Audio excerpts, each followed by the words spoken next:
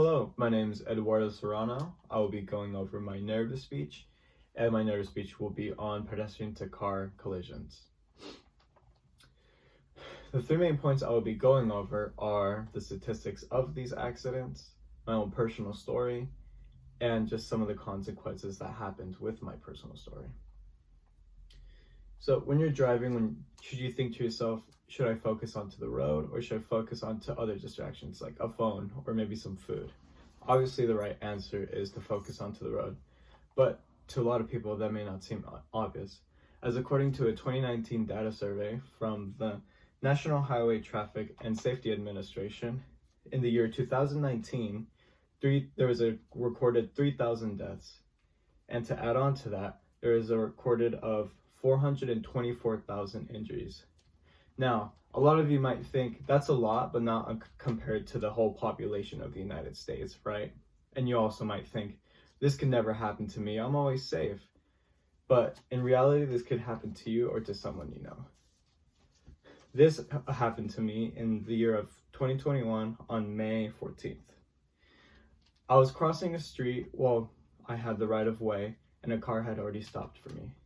I waved my hand, gesturing that I was thanking them for letting me go across the street.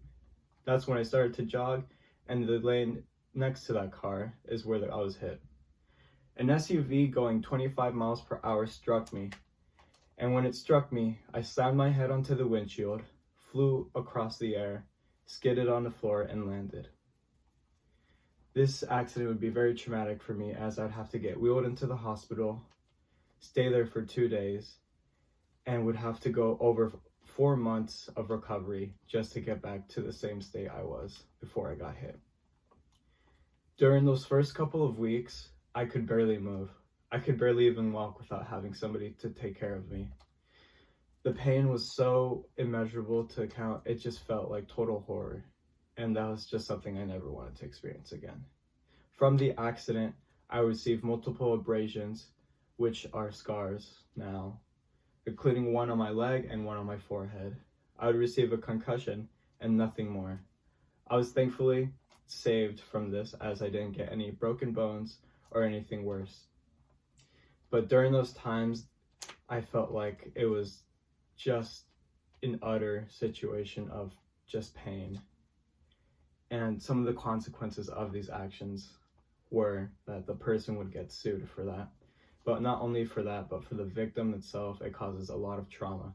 Not just physically, but mentally. As ever since that accident had happened, I had severe PTSD from crossing streets. And that might seem silly, but I'd always get really nervous and not want to cross the street just because of what had happened to me. In that accident, it just felt like a flash to me. It just felt like it didn't even happen at all.